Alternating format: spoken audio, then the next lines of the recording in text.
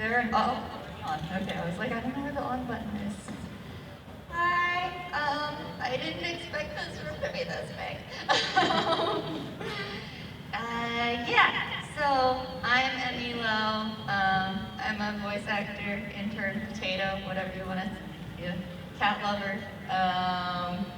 You might know me for stuff like Lucy from Cyberpunk Edge Runners, Zuma from Demon Slayer, Columbina from Genshin Impact, Sawatari from Chainsaw Man, Midi from Buddy Daddies, Destiny from Toctopa's Destiny, Rena from Higurashi, and some other stuff. I'm really awkward.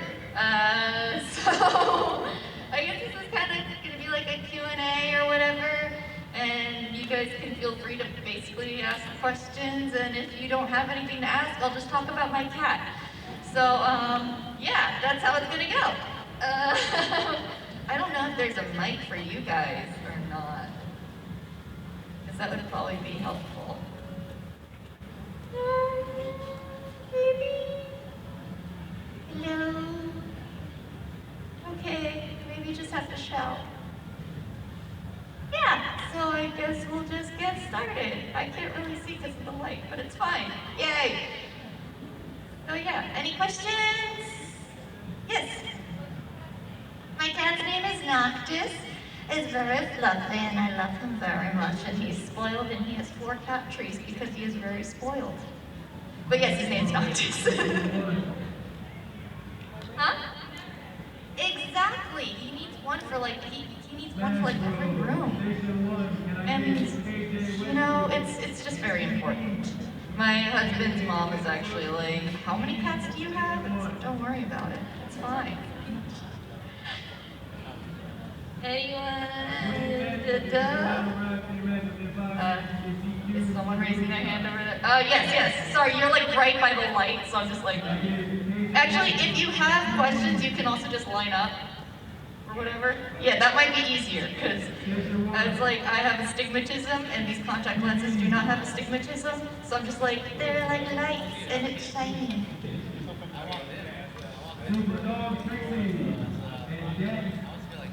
Akane?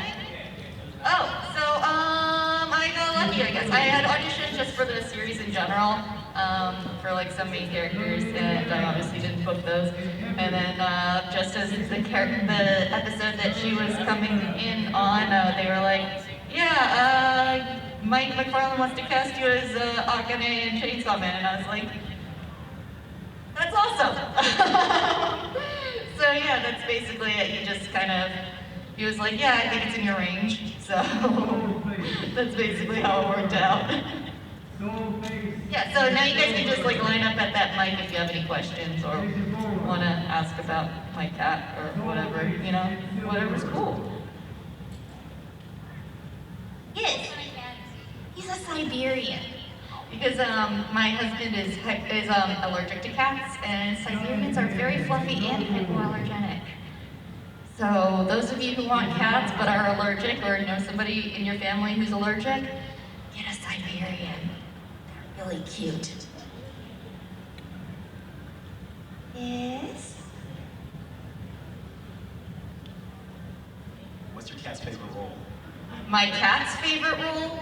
Probably any role that gets me out of my studio faster, because he will sing opera downstairs while I'm recording. He does the meow, meow, meow, and then my husband will like text me, he's like, the opera has started again. And like sometimes I'll be doing auditions, and then he'll go into the room across the hallway from the one that I'm in, where there's an air return there, and he thinks I'm stuck in there.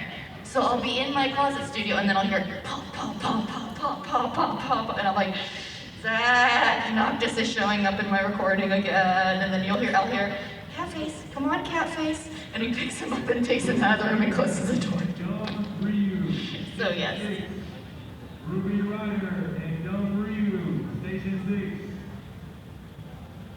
How was it to start on Edge Runners? I know that you've worked quite a bit in the industry, but Edge Runners has just come out last year and it exploded. I mean, it's huge.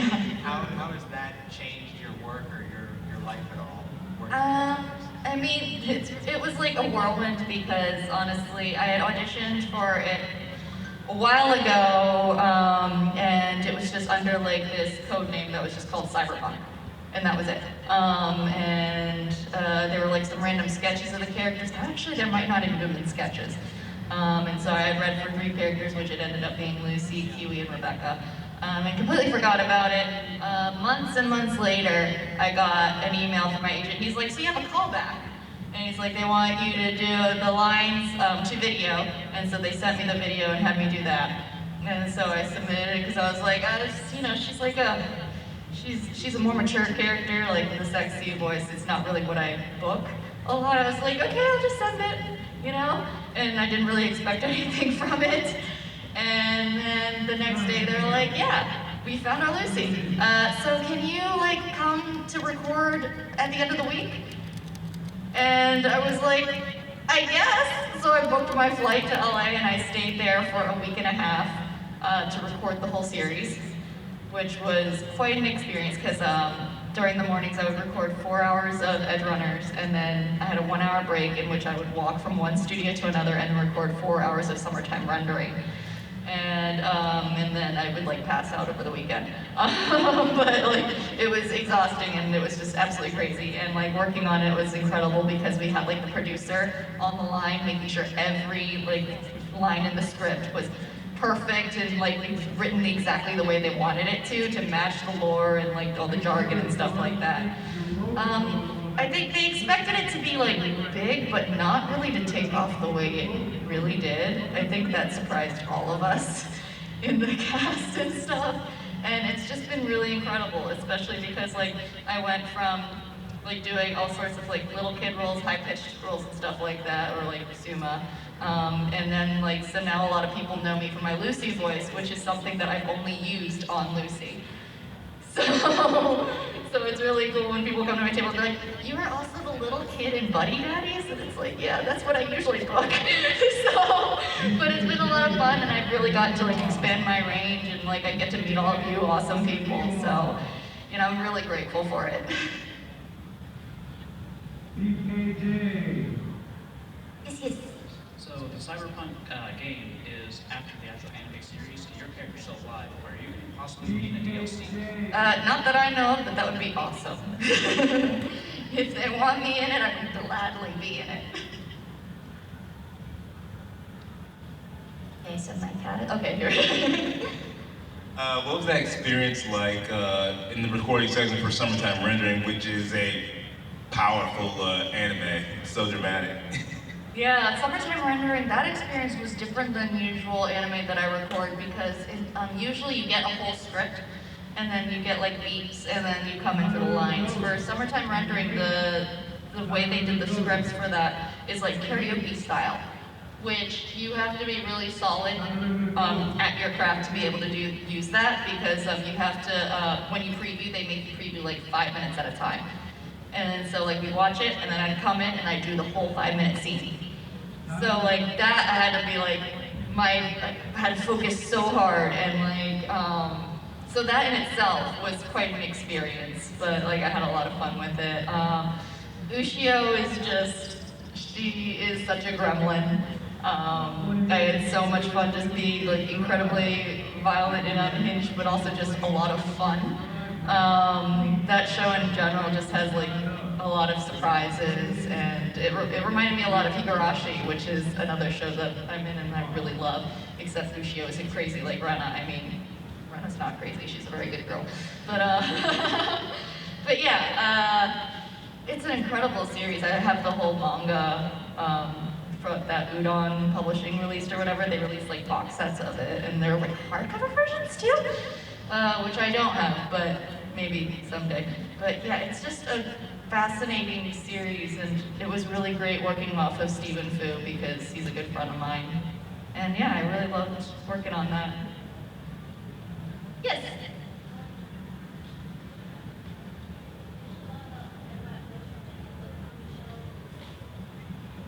I mean, I audition a lot. My agent sends me maybe like 15 to 20 auditions a week. And it's pretty well known that your booking ratio is 1% if you are lucky. So many projects that I wanted to be in and audition for and don't get. Some that I have booked and can't talk about because they're NDA. But yeah. I mean, the main one that I'm just working on right now is Sacrificial Princess in the King of Beasts. I don't know if anybody here watches it, but it's like, if you really like stuff like Fruits Basket, and like Yona of the Dawn and stuff like that, like she's that kind of character that is like really low self-esteem, really down on herself, but is extremely strong-hearted, and just is so genuine and generous that like you just want to watch her grow. People think of it as kind of like a Beauty and the Beast, but it's actually so much more than that, because it's like there's a lot of racial dynamics between not only the beasts and the humans, but also between different beasts like the lizards and like the hyenas and stuff like that. There's a lot of trauma.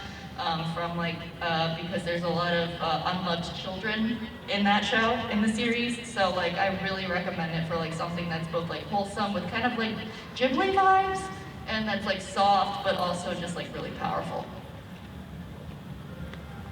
Yes?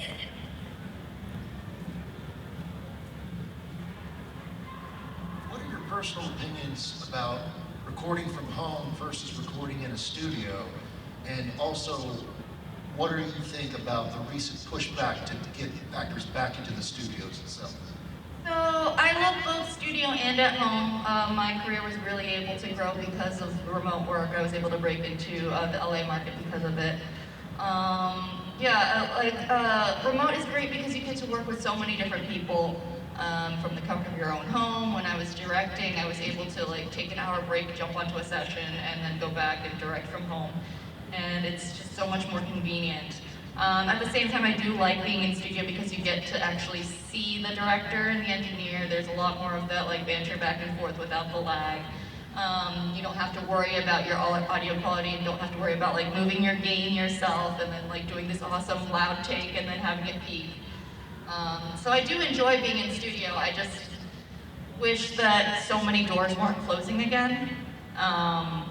So yeah, there is that, and like I have some friends that haven't been able to continue their careers because like they are I'm immunocompromised, but I have friends who are like even more so immunocompromised, and so their careers have been put on like an indefinite hold because they haven't been able to record remotely anymore, and I feel like just shutting out all that talent is just not the best idea.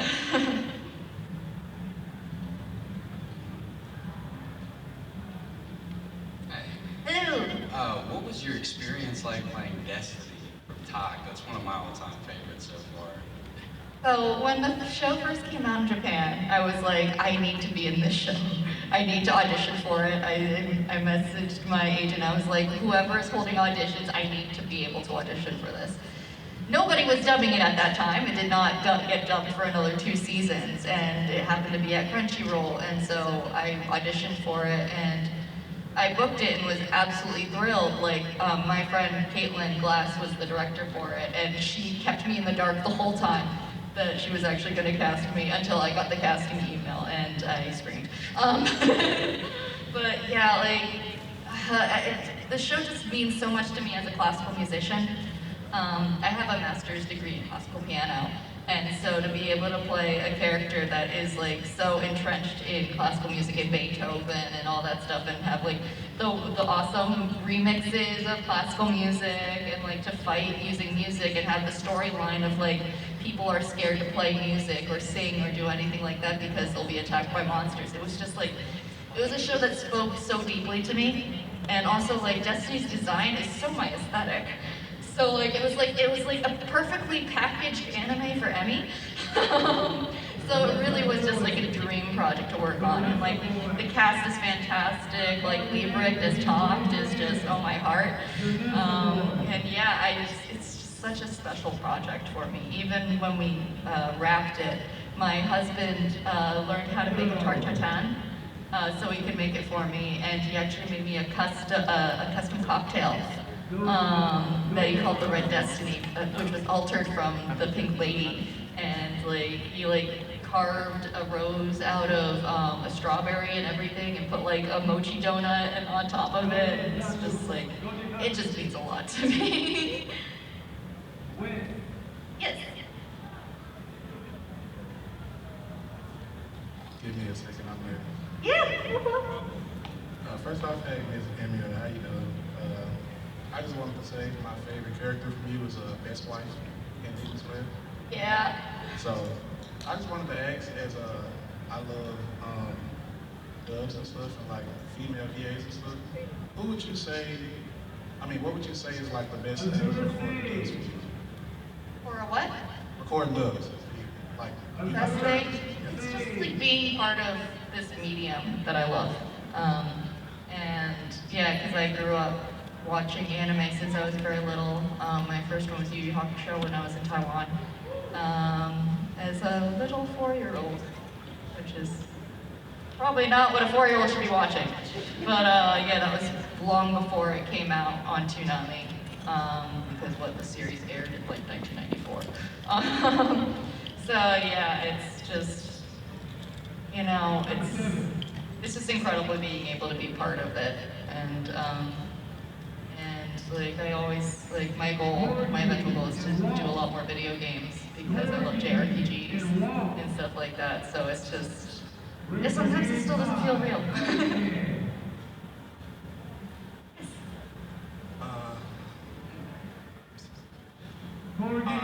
I was one of those people who was very shocked to realize that you played Lucy, but also Miri from Buddy Daddies. Yeah. So my question is it hard to get in the mindset of a child when you just got off the heels of doing Edge Runners, and now you have to play a cutesy innocent child? Is that a hard switch for you to do? No, because I mean, like even when I was recording Edge Runners, I was doing summertime rendering at the same time, which Yushio is like totally like a gremlin. But honestly, Sean cast me as Miri because I'm a gremlin. And so he really just lets me do my thing. When we were recording Buddy Daddies, we would preview a bunch of stuff and then I'd come in and just like be unhinged. I remember I actually ate like one of the sessions was just like required so much energy that at Crunchyroll they have like snacks for us and stuff. One of them is cereal. I got a bowl of Cinnamon Toast Crunch. It ended up being 3 bowls of Cinnamon Toast Crunch, just without milk, and like just that sugar rush. It was great. The engineer was probably like, can she shut up? But yeah, it's, you know, I'm used to switching between a lot of stuff. Like whenever I go to sessions at Crunchyroll, often I'm there to record 3 shows in the span of like 2.5 hours or something. So it's just something you get used to, like that switch. Yes. Hello. Hello.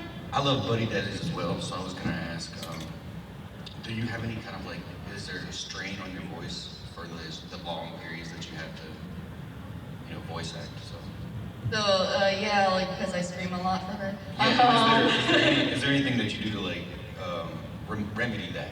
So, well, during my sessions, I always hydrate a lot, and especially I drink, it's like in a jar, it's like Korean marmalade tea, honey citron tea. So I have that while I'm recording, and it really helps coat my throat and keep it like really going. Afterwards, like I'll have like Ninjong cough drops.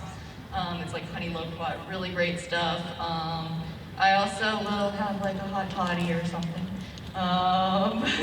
It's just a lot of aftercare and making sure that I'm hydrated,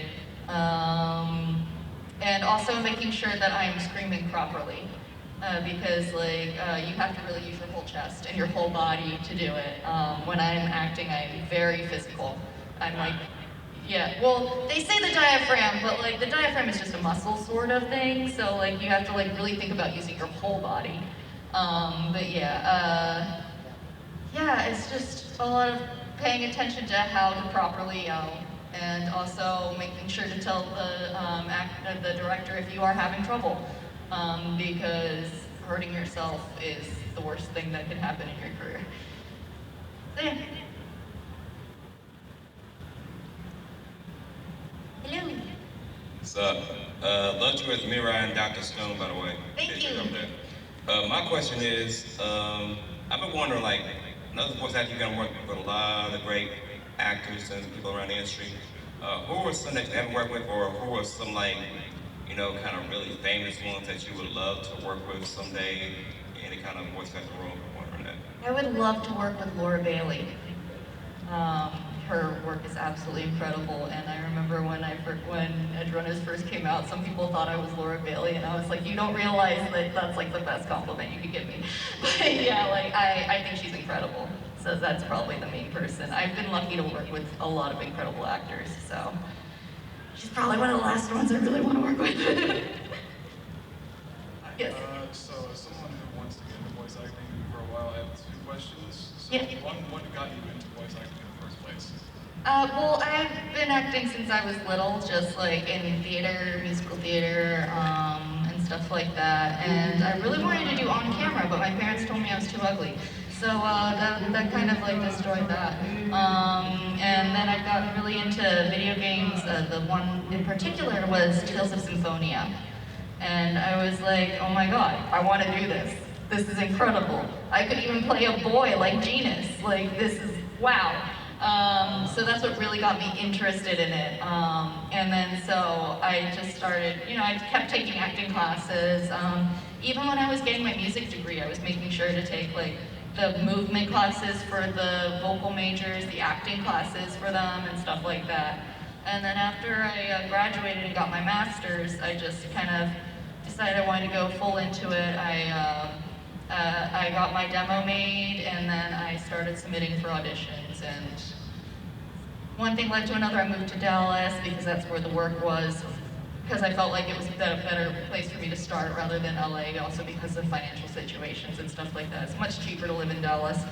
And yeah, so I just got lucky and kept auditioning and started a book, so. Yeah, I'm in the process of like working on a demo. And then the other question is, what keeps you motivated, I guess, to voice act, especially when you're first starting to do it, like a demo where you're still in that process. I'm like, I don't know, a little insecure about it, 'cause that's kind of where I am. So, honestly, it's the fact that I can't see myself being happier doing anything else. Because even when you are in, it's hard to get in. It's even harder staying in. And so, like, some people are motivated by spite, sometimes I am too. Very powerful motivator. And like, just like, realizing that you just can't do anything else. You know, that this is what you want to do. And so like, that's really what makes it worth it. That's what makes all the long hours and all the tears and all the insecurities and stuff worth it. Thank you. Hello, cutie toe. Hello. So you said you love playing piano and you have your master's with piano. Is there any like anime or video game like soundtrack that like resonates with you as with piano? So it's really funny, at a lot of cons I actually do a piano recital.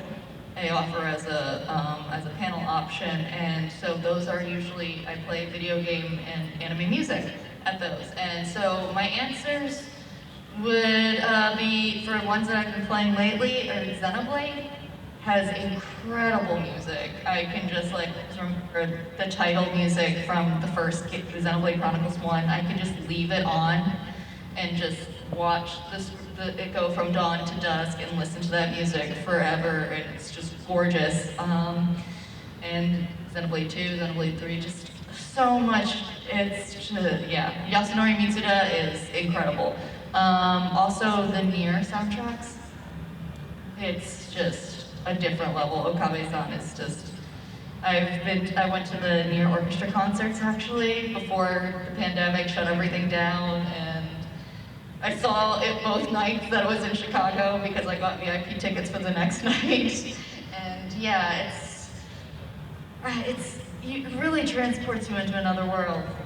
And yeah, so those are two specific ones that really resonate with me. Yeah. Hello, it's you with the awesome shirt again.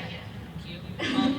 So since you know, have a master's degree in music, just curious, favorite composers, old or modern? My favorite classical composers are Schumann, Prokofiev, and Rachmaninoff, because I'm basic. And I love those Russians. Russian composers, I don't really think I can really say I love Russians in this kind of climate, but yes. And as far as like contemporary composers, I love Yasunori Mitsuda.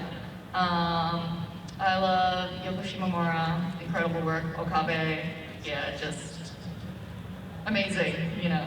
I love how Yoko Shimomura is like a classically trained pianist as well. It's just so cool. You can really see the influences in her music, like when she has like the orchestral mixes. You can hear like it sounds like a piano concerto, and it's just awesome. Thank you. Hi. Hello. I feel like I'm too short for this microphone. I'm also very short. Yeah, thank you. So ever since you've gotten professionally into voice acting, because you mentioned that you grew up watching anime, Yeah. Yu Hakusho and such, has it changed how you watch anime now? Like when you just have time to chill at Netflix, like do you see yourself like critiquing fellow voice actors or saying how you would have done it better?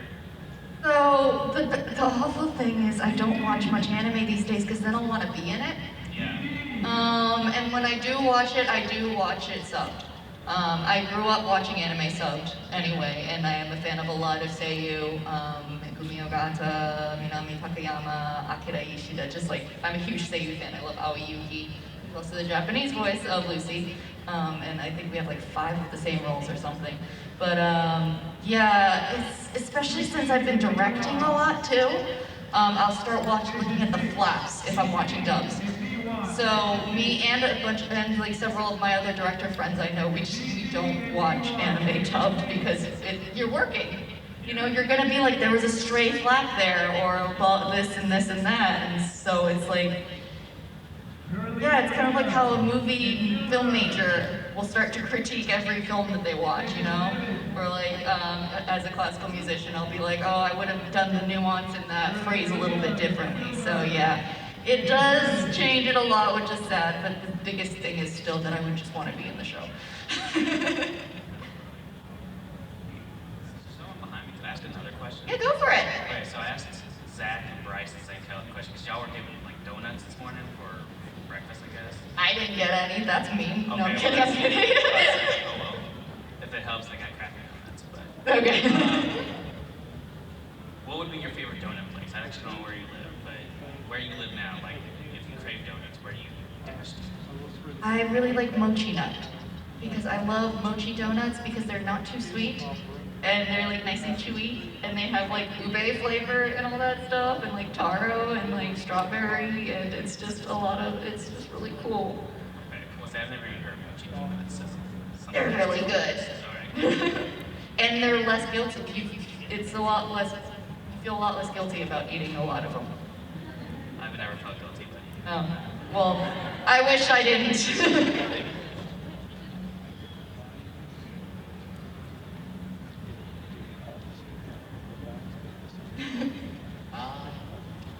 For starters, mad props to the range that you have. But I was wondering, one, have you ever gotten to meet any of the Seiyu that you're a fan of and listening to subs? And what was it like just working on D4 DJ? Oh, have I gotten to meet Seiyu that I'm fans of? I've met Ayako Kawasumi, the voice actor for Saber from Fate, and she's incredible. She also voices Nodame from Nodame Cantabile, which is an incredible classical music anime. And yeah, so I actually got to cosplay Saber with her. Because I used to do a lot of cosplaying for conventions, for Aniplex and stuff like that, and so once when she was a guest at AX, they had me cosplay Saber with her. So that was really cool. Who else? Not as many, really, which is sad. Like, not as many that I'm, like, huge fans of, because they just don't really appear here as much. I've met, like, J-rock artists and stuff, though. Like, I remember I met Oki Masami, who sings a lot of anime music and is from Jam Project, and I cried when I saw her.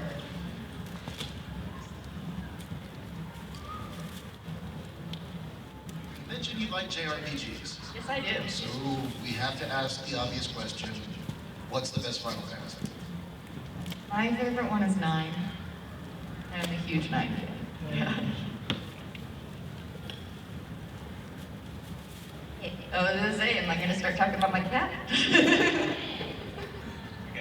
cat dog is cool. I'm actually curious. I noticed you've done some Chinese anime, Chinese dub, right? Yeah. For which animes in particular?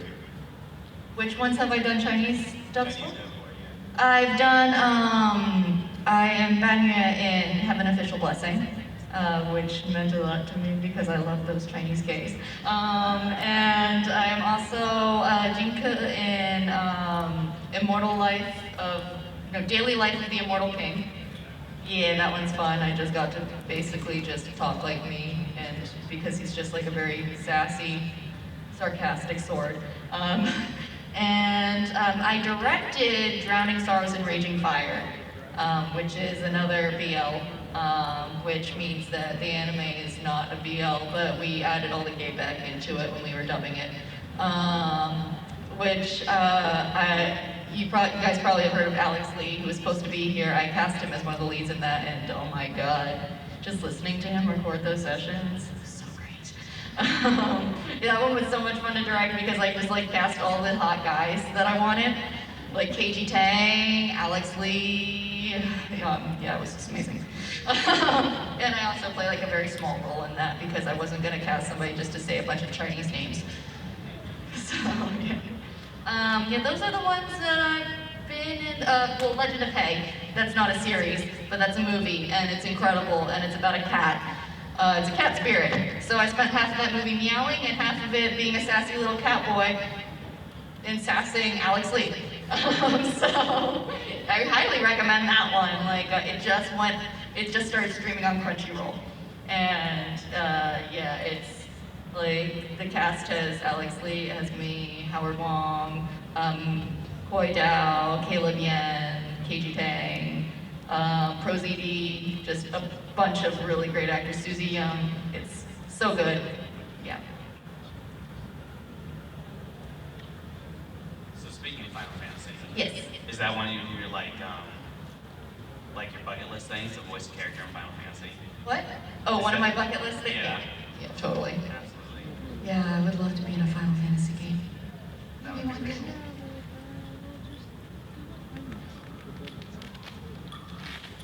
You mentioned Gina. So what's the story that you had as a laugh they did with Cass? Sorry, what? A good funny story that you did between a cast member, like a prank or something like that. I mean, I don't want to prank very much. But, I mean, like, in Yakuza, it's Guide to Babysitting, they actually let us do bombs in that one, where we'd leave little things. So I would leave a bunch of them for Nizzy, because I just like to mess with him in general. So it'd just be like stuff like, where it'd be a really sad scene, and he'd be crying, and I'd be like, do you need CBD? Or some like crazy guy would show up, and it's like, does he have daddy issues too? And stuff like that. So, it's just fun stuff to like leave them, to totally throw them off. And then he left some at me too, and I'm like, great, thanks, Nidhi. Yeah, they don't really let us do many fun things to each other in the booth. It's sad. But I do like to burst into the studio and go, back by unpopular demand, it is me. I have a question. Do you prefer like manga or do you prefer anime, like when consuming product? Okay, so personally, I like to read manga more, just because it's more of my pace. It's really hard to just sit. I have to like watch things, and you can't speed through it, or you'll miss stuff. I love reading light novels and stuff. These days, I spend a lot of time reading Korean webtoons. That is my guilty pleasure. Absolutely. I have like 100 tabs open, and like the Manta app is like crazy right now, and the webtoon app and Tapas, and it's a problem.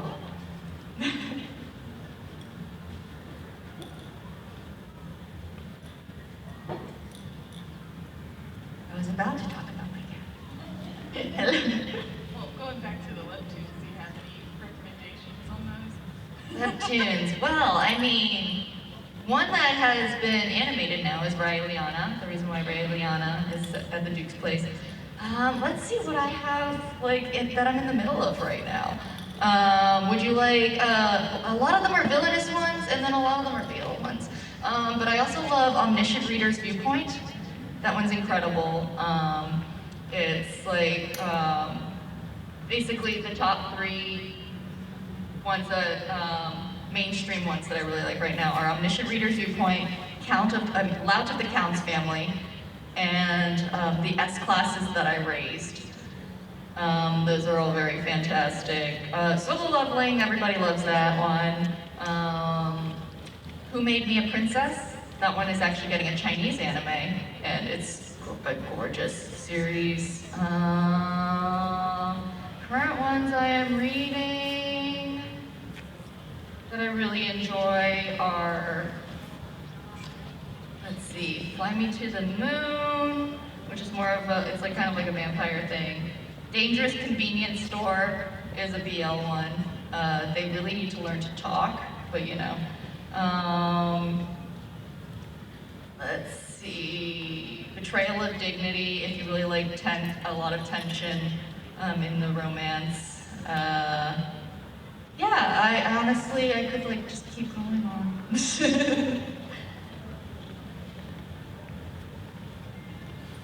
So obviously you've done a lot of voice acting, and most of the time when you do characters, there's already like another version of that character voiced by somebody doing a different language.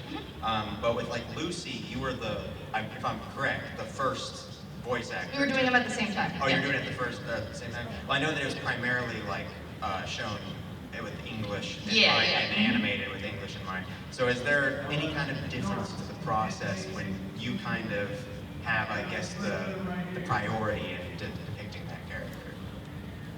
We had a lot more freedom. Like there was a lot more just like basing the performance on how we feel it should go. And like again, Saya from CDPR was in on every single session with us, and it'd be like, yeah, that would totally be the way Lucy would do it, or something like that. So yeah, it's you don't have to worry about matching something already there, which is really great. And that's another reason why I like doing more of like the video game stuff. We don't get references for those usually, or like prelay Western animation. It's just so freeing. So yeah.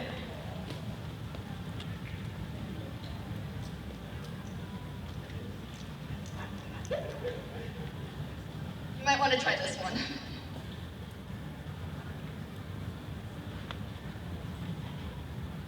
Can you tell us a cute story about your cat Noctis? A cute story about him. Well, whenever I'm not home, when I'm here for a con or whatever, he'll carry around his emotional support bread.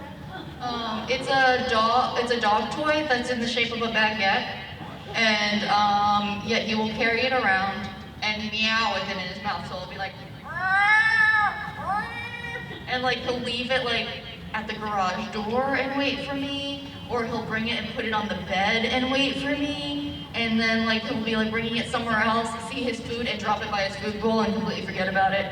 And then he'll move on to the next thing, which is a blueberry from his tart bed, his fruit tart bed.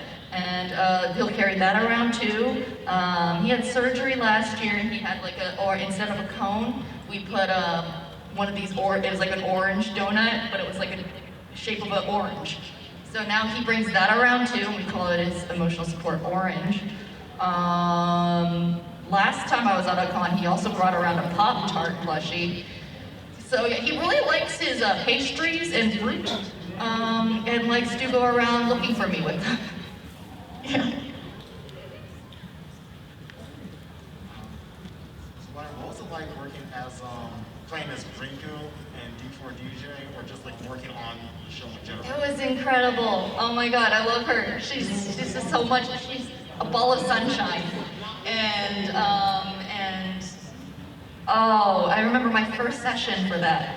It was remote, and they were letting Maho's Seiyu sit in on it because she hadn't dubbed before. And so she was gonna sit in on the session. She was in from, listening in over Zoom from Japan.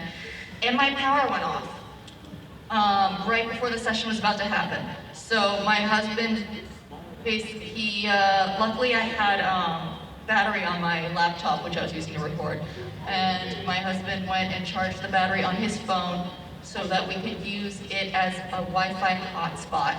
So I would have enough Wi-Fi to have the session.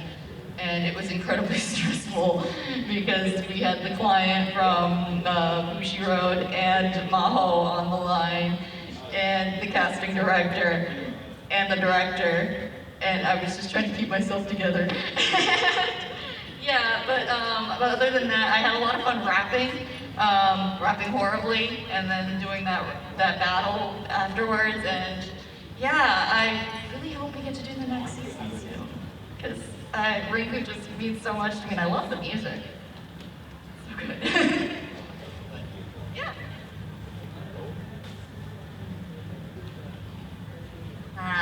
Okay. What was your experience like, and how do you feel about the character Chitose and Kakaguri Twin? Oh my god, she's crazy. Oh wow. Yeah, that was a lot of fun and wild because she is delusional and just wants to get laid and make money. And she just thinks she's in control of everything and she's not. And it's just like, the director's just like, yeah, just make it wild. It was a lot of fun. I love playing psychotic characters. So it was a blast.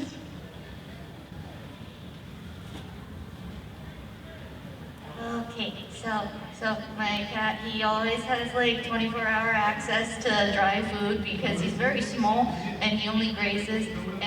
But when he gets his wet food once a day, we brush his teeth every other day and we call it teeth time. And we actually Zoom call my husband's sister, and she watches too, and she says the best day of her life every single time it happens. Okay, yes, your question.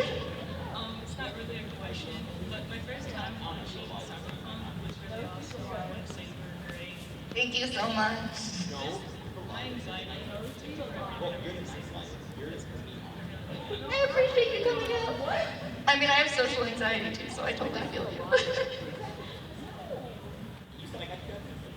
What is your favorite line that you get asked to do from any character? So, I love, there's one that I always give for Suma, which is, why is God so cruel? Oh, it's always fun. Is someone coming up, or am I talking more about my fluffy boy? Hello. Hi. I watched Cyberpunk like in one night. Watched the entire thing. It really messed me up for weeks.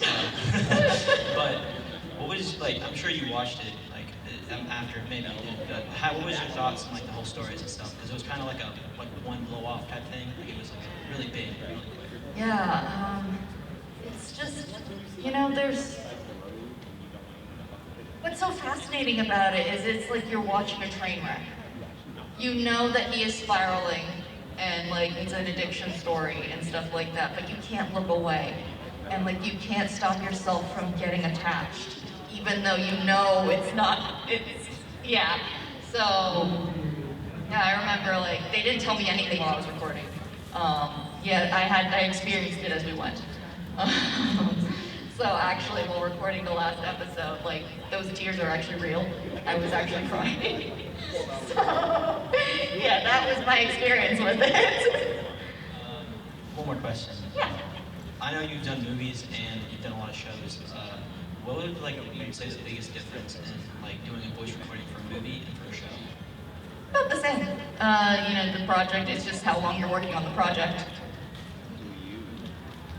You're asking did you enjoy doing Baby Ox for My Hero?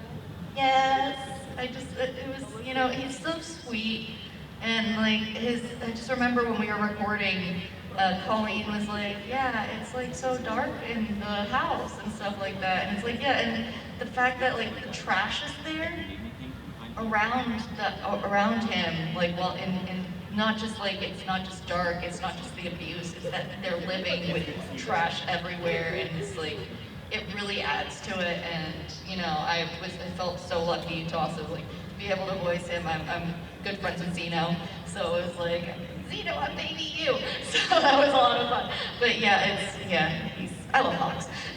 Hello. Hello. Oh, can you hear me? Yes. Okay. I actually have 2 questions for you. Go for it. One, does VA make any type of money whatsoever? No. And if so, what was like your most rewarding payout? Maybe not the biggest, but just your most rewarding.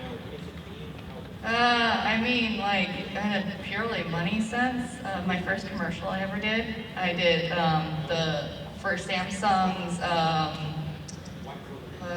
keynote for one of their conferences. It was like a 1.5 hour session, and they paid me $6,000, and I was like, more of that, please. Thank you. Hello. Hello. Yeah. So whenever you go into work, do you ever bring like a personal item or like a I bring all my emotional baggage. But besides that, not really. my second question, what was it like when you first casted for like a young like hearing your For a what? experience like the first time you were casting for like a younger role like Oh, Yaika and Miri? What was it like when I was first cast as them? Oh, man. Every time I'm cast in a role, I'm just like, I'm so grateful, you know? I'm just like, are you sure? Okay, I'll take it. But like, yeah, I had really wanted to be in Buddy Daddies because I love PA Works. And so, like, and also, like, you know, it's 2 dads. And, yeah, so to find out that I got to be in that show was like, I was like, Sean, I love you, thank you so much. And he's like, you know I'm gonna get my gremlin for the gremlin, and I'm like, thanks. But yeah, and for Yaika, like, you know, she's just she's so much older mentally than she really is, and like she's dealt with so much, and so I felt really lucky to be able to tell her story and be in such an incredible cast with the people. Yeah. Yep. Thank you. Or is it cats? Hello. Hello. I have a question. So like I know that I keep saying that. I'm sorry. I know that like voice acting doesn't make a ton of money. Do you have to like do like a side job, or is it like substantial enough that you can like live off of what you make? A lot of voice actors do have day jobs. I am lucky enough right now that I do make enough for a real person job, the equivalent to pay the bills and stuff like that. And but I'm also very lucky that I have my husband who has a real person job. He's a programmer, so that was really helpful. But yeah, never let anybody shame you for having a day job, because that's, you know, we gotta eat. So yeah. Mm-hmm.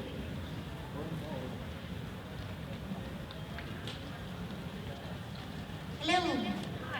So when you first started voice acting, like in a major role, what was the first thing you did with your first major paycheck?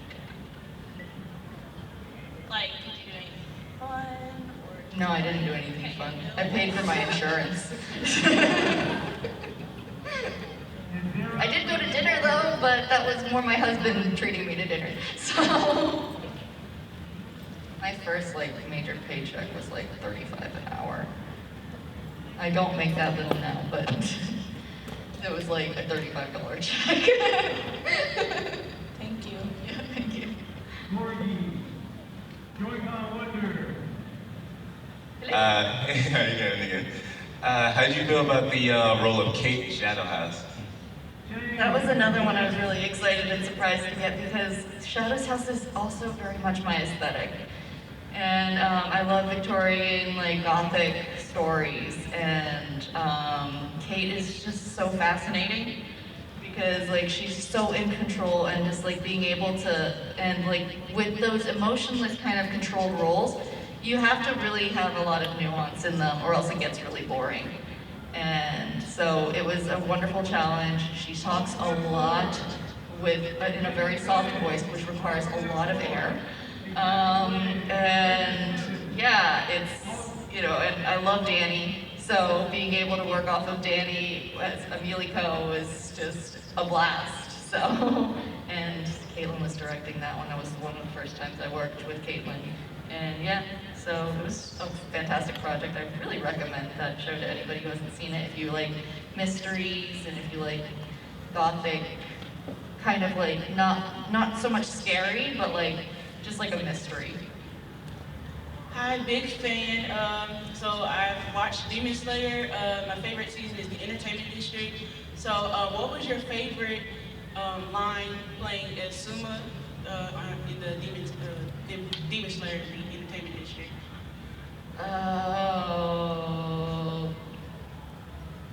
Well, I love when she's like yelling in the back and sobbing over Tengen, and then Makio is like, I'm gonna stuff your face with rocks. And in the script, it's like, spits out rocks. And I remember when I saw that in the script, I was like, she actually stuck rocks in Suma's mouth. So like, I was like, so there's that line where I'm just like, you actually did it! In the background. And it's like, it's while like Tengen's like talking and stuff like in his head, so you only hear it in the background. I just remember being like, this is incredible. Thank you. Yeah.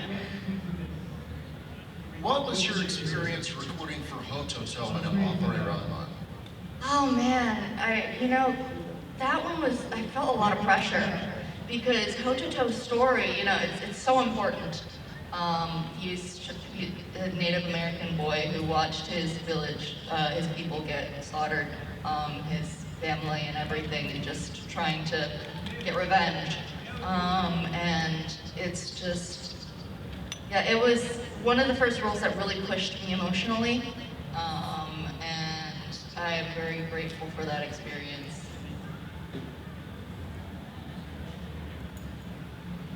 Hello again. Here's one. So let's say if you could have a show that just features all your roles, all your characters, what would you want that to be about? First of all, I feel like that'd be a terrible idea considering how many psychopaths I play. But besides that, I would love it. I think it would be hilarious if it would just be like a slice of life where they open a cat cafe.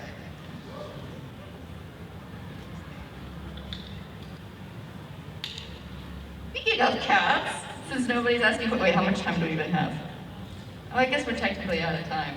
I don't know when I was supposed to stop. Are the Demon Slayer people here? Oh, I have 7 minutes? Okay, great. I can start talking about my cat again. Unless someone wants to ask. Okay, okay, never mind. I guess you don't want to hear about my cat. I thought I'd interrupt you. Huh? I thought I'd interrupt you on the cat talk. You said you deal with some social anxiety. Does that ever affect, getting a job? It makes it very difficult for me to reach out to studios, for sure. Because I'm always like, do they hate me? Or are they gonna hate me if I email them? I thought, nowadays, one of my best friends is Caitlin Glass. I still worry she hates me sometimes. So it's like, it's just a lot of, yeah, it can be very hard. I admire people who are just able to throw themselves out there and network like crazy. Because, I'm like, I don't know why, I wouldn't want to talk to me, so I don't think that you would want to talk to me either. So, it's just hard. Hi again. I was wondering if all your characters got into a fight, who would win? All my characters got into a fight. That is a really good question.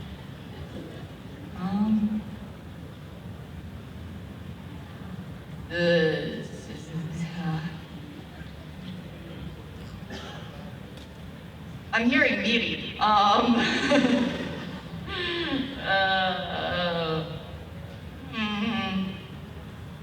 Maybe probably one of my gotcha characters. Honestly, it'd probably be Columbina. There's not much about her from Genshin Impact yet, but from the character summaries I got in my audition packet, it'd probably be her. What's your most favorite character you voice acted? That's like picking a favorite child.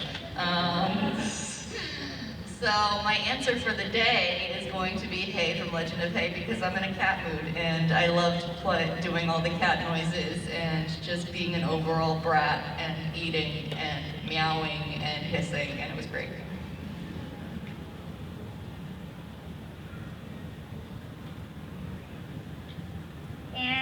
So once during an audition, I was like, is this the call of warriors? And then I hear, meow!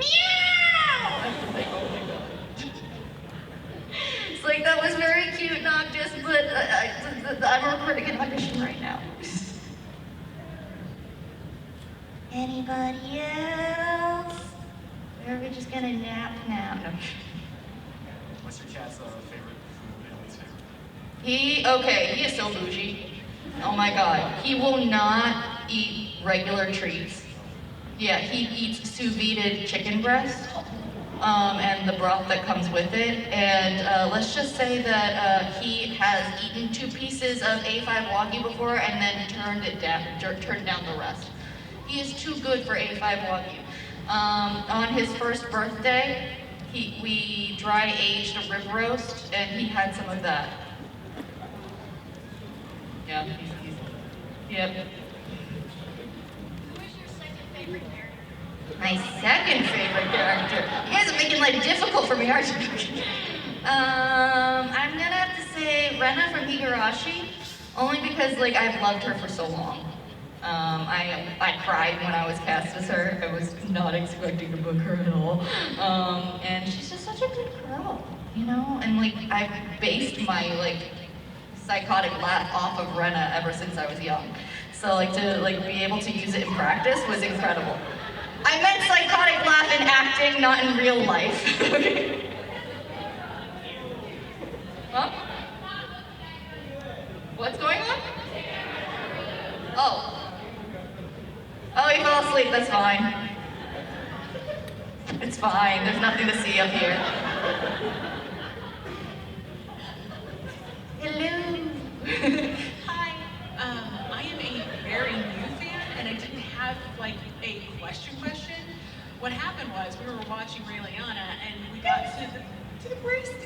So charming and so cute and so funny, and we dropped everything, and then we're like, who voiced the priest? Such a cute kid. So while we investigate the rest of your English spin stuff that I've only watched the stuff for it, I haven't watched the. We're gonna take 5. All right. We're gonna go back and like go through your whole catalog of stuff, and so I hope you come back to Enemy Blues Con.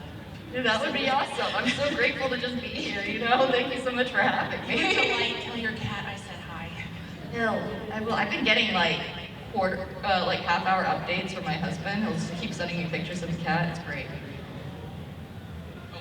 Hello. Hello. My question is, if you had the chance to spend a day with any of the characters you voiced, what would you all do? What would we do?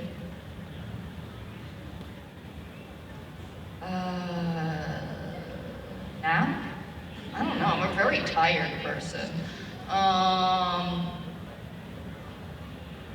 What do I usually do with my life? I nap and I eat and I pat my cat and play video games. Dear God, what would I do with my characters? I would probably be spending time trying to stop them from killing each other. But besides that, I don't know, let's go to a cat cafe.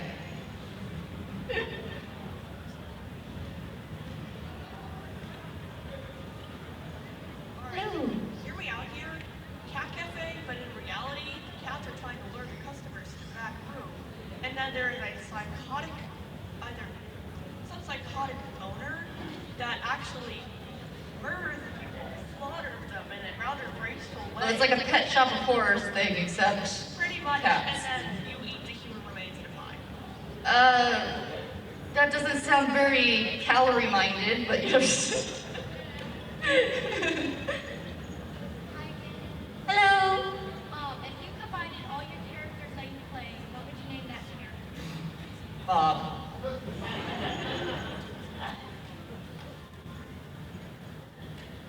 Hello. So, would you make all of us join the Axis cult since you're Aqua? No, I'm too lazy for that.